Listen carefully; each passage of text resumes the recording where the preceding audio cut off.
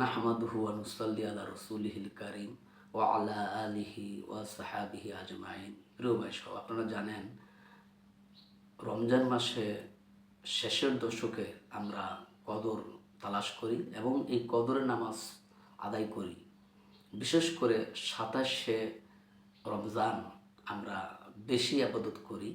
কারণ হচ্ছে বিভিন্ন মুফাসসিরিনে কেরাম তাফসির কারকদের মতে ২৭শে রমজান এই রাতটি কদর হওয়ার সম্ভাবনা বেশি।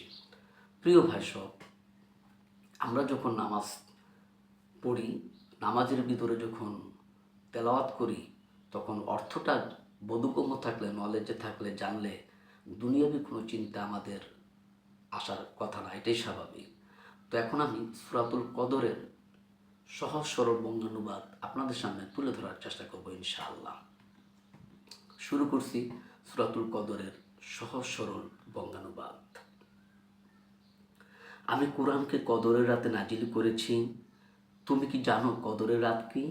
কদরের রাত 1000 মাসের চেয়ে অধিক উত্তম। এ রাতে ফেরেশতা আর রূহু তাদের রবের অনুমতিক্রমে প্রত্যেক কাজে অবতীর্ণ হয়, শান্তি আর শান্তি ফজর উদয় হওয়া পর্যন্ত। সুবহানাল্লাহ, কত সুন্দর আল্লাহ তাআলা বলে দিলেন মানুষকে। আল্লাহ তাআলা সূরার অর্থ বুঝে নামাজ আদায় করার তৌফিক দান করুক, আমিন। আসসালামু আলাইকুম ওয়া রাহমাতুল্লাহি তাআলা ওয়া বারাকাতুহু।